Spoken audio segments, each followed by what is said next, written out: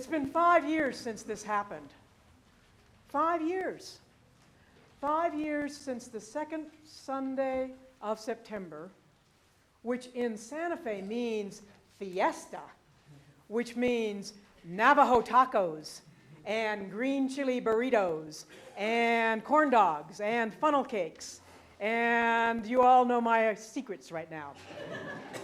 Fiesta, which is a huge homecoming kind of time that I learned when I first moved to Santa Fe a number of years ago. It was when kids would come back from UNM or NMSU or various other places for college just for this weekend of Fiesta. And here we did homecoming here at the church as well. Fiesta is a time of, for many of our Catholic brothers and sisters, a time of remembering family and faith. It's also a mixed bag for others. For many of our Pueblo brothers and sisters, it has a very different meaning. But here in this church, it has mainly meant homecoming, feasting, communion, and lots of singing. That's what we do every second Sunday of September, have for years. But 5 years ago, the second Sunday of September was also September 11. September 11. It was the 10th anniversary of that day, which many of us in this room remember. Many of the rest of you weren't born yet. But it's affected all of our lives. And it's happened once again. September 11, 2016 is a Sunday, Fiesta Sunday, here in Santa Fe.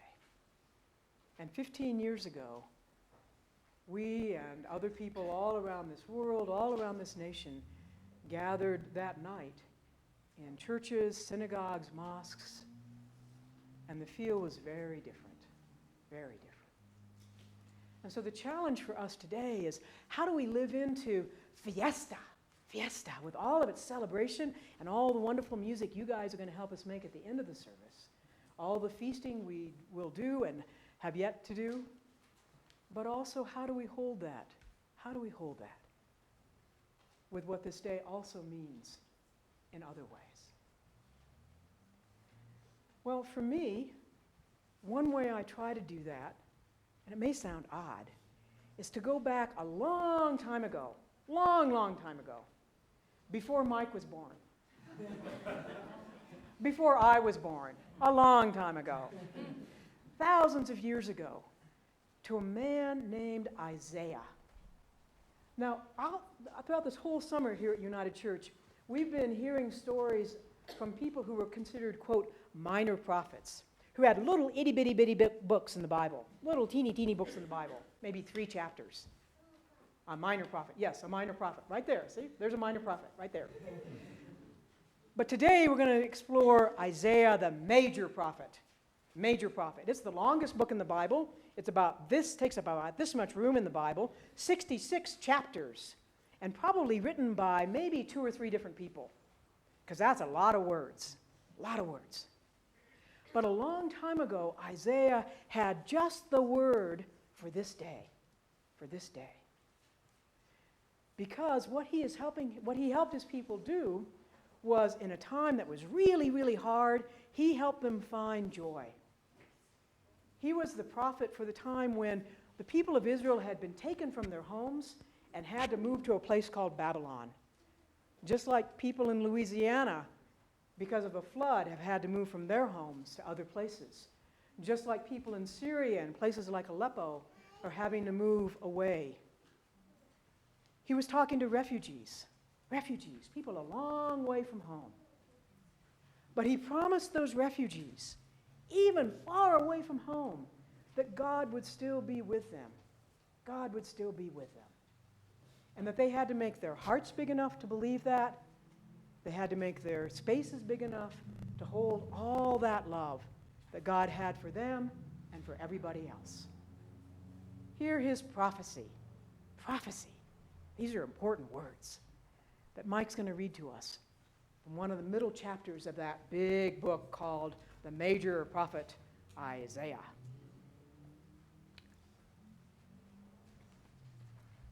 And the ransomed of the Lord shall return and come to Zion with singing. Everlasting joy shall be upon their heads. They shall obtain joy and gladness, and sorrow and sighing shall flee away. Break forth into singing and shout aloud. Enlarge the place of your tent, and let the curtains of your habitation stretch out.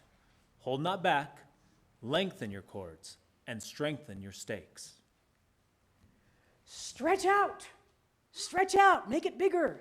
Make it bigger. Yes, Dawson. Do you know that 15 years ago, where all those people are sitting right now, didn't even exist? They existed.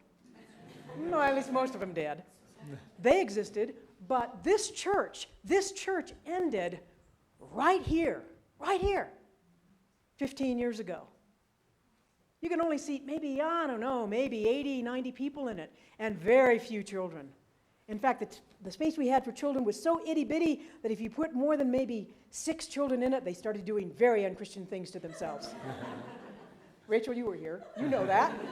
She was one of those kids. I'm sorry. But in 2000 and 2001, this church decided to do exactly what that old prophet said. Expand your heart. Expand your space so that more people could come home with joy and sing songs of joy. And so in 2001, in September of 2001, there was a big old plywood wall right here, right where you are, Maggie. And none of this existed, except for maybe a few pieces of wood. Nothing like this existed. But this church, because it believed what Isaiah had to say about joy and about sharing that joy with others, they made a commitment to build on. And one of the ways we reminded ourselves in the midst of dust and all of that, why we were making that commitment was, just like the people of Isaiah's time, we sang a song. It's one you'll find in your bulletin. It's called All Are Welcome. Because we wanted to make sure that everybody who came through the doors could have a place to sit. Whether they were your age, Jack, or your dad's age, or your age, Dawson, right. So I invite us to join together in singing, All Are Welcome. You'll find it printed in your bulletin. Jackie and Russ are going to play through it once, and then let's join together in singing. You can stay seated. So that's what we were doing in August and September of 2001, trying to make sure that all felt welcome in this place. We'd already done that in a number of ways with becoming open and affirming and welcoming people of all backgrounds and all kinds of things. But we wanted to make the space welcoming as well. But as happened, not only then, but also thousands of years ago, sometimes songs of joy that we sang as we were building this space can also turn to songs of sorrow. And that was true for the Israelites 3,000 years ago as well. Isaiah heard from them at times that they felt like God had abandoned them. Ever felt that way? Felt that lonely? Felt that sad? Where is God? Where is anybody who cares about me? And Isaiah heard those cries, and he gave the people another song, a song called a lamentation, that sang about how hard life can be sometimes, because music and song can sing those hard parts as well. Hear those words, that song from Isaiah. For a moment you were forsaken, but with great compassion God will gather you. It felt like God's face was hidden from you, but with everlasting love, God will have compassion on you. And that's what those people felt like long time ago. They felt like God had completely abandoned them. But Isaiah reminded them, no, God's still with you. Could a mother forget her child? Or a father his baby? But even if those forget, Isaiah said on behalf of God, I will never forget you. I will never forget you. Isaiah gave the people of Israel a song in that really hard time to sing, a lamentation. And 15 years ago, on the night of September 11, God gave us and others songs as well. Because like every other community of faith, that night, we gathered here in this space, the space that ended right where Maggie is. We had about 300 people crowded in here. There was no carpeting. Chairs were all dusty. We had to take the plastic off the piano because every week for months, we'd had to rebuild the space in order to have church every Sunday morning and have the contractors in here in between times. But we all gathered in here and we sang songs. We sang songs sometimes of lamentation because God gives us songs to sing in those times as well. And we sang those songs that gave us hope that night, to remind us by our singing that even in the hardest of times, God was still going to be there. 2 years after 9/11, 2001, a composer named Renee Clausen, who's a good friend of Bradley Ellingbo's, was commissioned to write a piece in memory of 9/11. And part of that piece is a piece called the Kyrie. The Kyrie. It's an ancient Greek word. Ancient word. And it means Lord. And they're going to be singing, Lord have mercy, Christ have mercy, Lord have mercy. That was one of the songs people sang that night 15 years ago as well. Because when you sing your lamentation, you also sing remembering and hoping there is one who hears. Let us hear, Kyrie, Christe, Kyrie, eleison, have mercy.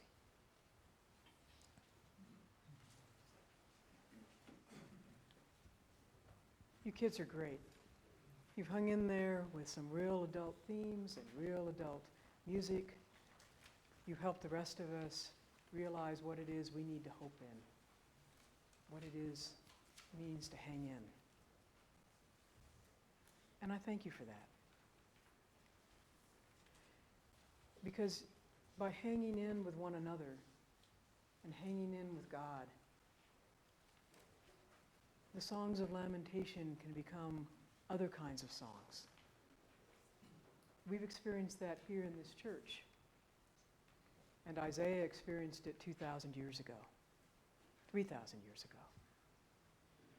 Because at the end of the section in which he gives voice to the sorrow and the sadness of his people, he also promises them, gives them a vision of what God's intention is for them, for all people, indeed for this whole world. It's an incredible vision. But sometimes we don't get to that vision until we hang in with one another and with this mystery called God. So hear that vision now from the last part of chapter 55 of the major prophet Isaiah. For you shall go out in joy and be led back in peace. The mountains and the hills before you shall break into singing, and all the trees of the field shall clap their hands. Instead of the thorn shall come up the cypress. Instead of the briar shall come up the myrtle. And it shall be to the Lord for a memorial, for an everlasting sign that shall not be cut off. For you shall go out in joy and be led forth in peace. The mountains and hills before you shall break into singing, and all the trees of the field shall clap their hands. Isn't that an incredible vision? He must have lived in northern New Mexico. Because I've seen and heard singing mountains, haven't you? And sometimes those trees, piñons, aspen, ponderosas, I could swear they're clapping their hands. Incredible vision. After all of the death and destruction that Isaiah has seen and lamentation that he sung, he gives the people a vision of what God wants life to really be about. Joy and peace and singing mountains and clapping trees. And a composer named Bradley Ellingbo, who's a good friend of Bradley Ellingbo, has written a song that sings about that. But before the choir stands to sing it, a story about such visions from the life of this church back 15 years ago. Any of us who were around in that time, not only here in Santa Fe, but all around the world, we just saw day after day after day after day of horrific visions. Twin Towers. That's all I need to say. But on Saturday of that horrific week, just 5 days after September 11, I came down to the church with the architect for the church. The plywood was still up here. This was all still a mess over here.